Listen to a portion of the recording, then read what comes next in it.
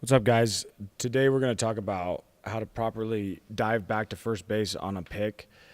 You see a lot of kids do this wrong pretty consistently, honestly. So it's definitely worth practicing with your kids, just so one, they don't get hurt, but also two, they're not nervous about getting a bigger lead because they don't know how to properly dive back. What we teach our kids to read is the left elbow of the pitcher. Okay, again, with the right-handed pitcher, a lot of coaches will teach this reading this left heel.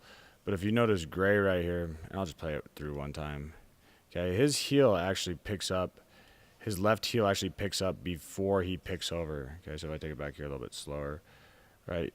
He does like kind of a jump spin pick, and technically, if you lift that left heel up before the other one, is technically a balk. But pitchers have figured that out.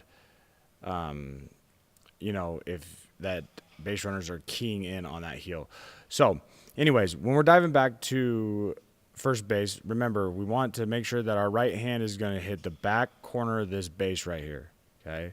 And then you want to tell your kids it's a step and a dive, and it's a low dive. Okay. You're going to slide to first base. You're not going to fall on first base or belly flop on first base or put your hand on top of the base or the other side of the base. I've seen all kinds of crazy stuff.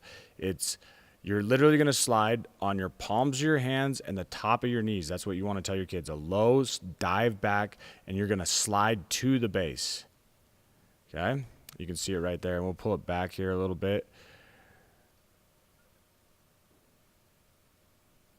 He's going to take a step, right? He's staying low right here. Okay? Notice how low his eyes are. He doesn't stand up to dive and fall over.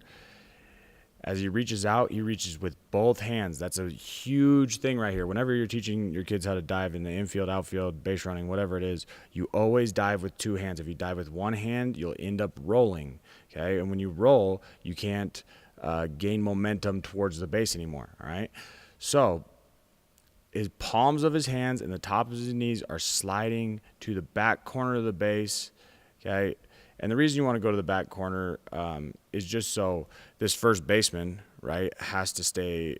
If he's going to tag you, you're going to make him tag all the way to the back of the base. There's no reason to dive into the front part of this base right here because it's just a shorter tag for the first baseman, which doesn't make much sense, right?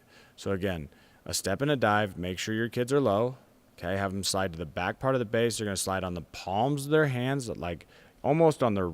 You want to think about having your fingers up and almost on the very bottom of your palm, kind of top of your wrist area, right? And the top of your knees, right? And have them actually slide back to the base and then get up from there, okay?